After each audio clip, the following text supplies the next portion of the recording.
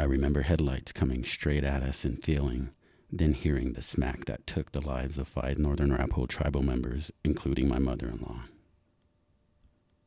I have lived most of my life on the most dangerous American Indian reservation in the United States, and that's how I knew someday this car wreck would happen.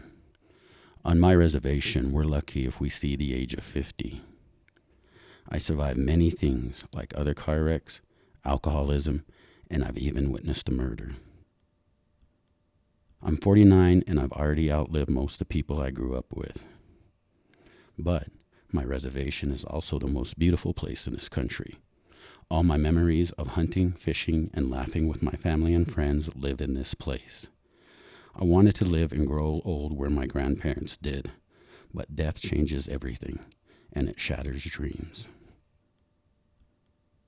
Had I died that night, I feel like I would not have finished the journey I started when I overcame all the barriers in my life. I learned the history and traditions of my people, and it motivated me to do something because Arapahoes must do things that benefit all the people in the tribe. I got a Master's of Science degree in health promotion, which I used to capture and tell the stories of the Wind River Indian Reservation food producers. I learned how to listen to my people and tell the stories they wanted to tell. My journey would have ended right there, but I knew the Creator saved me to continue on the path I started. After the accident, I felt like I had to start over physically, but mentally I was prepared because I had already overcome so much. So when things got bad and depressing, I would tell myself that this is nothing compared to what my ancestors went through with the historical trauma they endured. I knew I had to get better for my daughter and my wife, who were also in the accident. We were all flown by air ambulance to Anschutz Medical Center in Denver. We were in the hospital for over a month and Ronald McDonald House for the rest of that summer.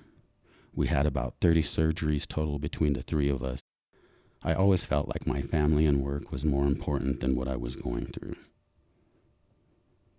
But we needed to heal. My wife lost her mother in a crash, so she did a seatbelt awareness commercial for the state of Wyoming, and I used our publicity as a way to promote preventative health. But we also knew that we would have to leave the res for our own safety and the safety of our kids.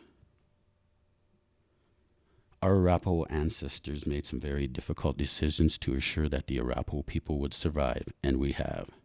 There are more Arapahoes now than any other time in history, but we live with the worst health disparities, which includes alcohol-related deaths. Even if you are not abusing alcohol, it's still dangerous because a lot of people around you are. When I first left the Wind River Indian Reservation to go back to school, it was to save my own life and make a place for my family in the world. I always thought that I would be able to go back and live on my reservation and help my people once I was formally educated and prepared. But nothing can prepare you for the trauma that Native Americans endure. I can still help my people while I keep my family safe off the reservation, but I feel like I can never willingly go back home to live.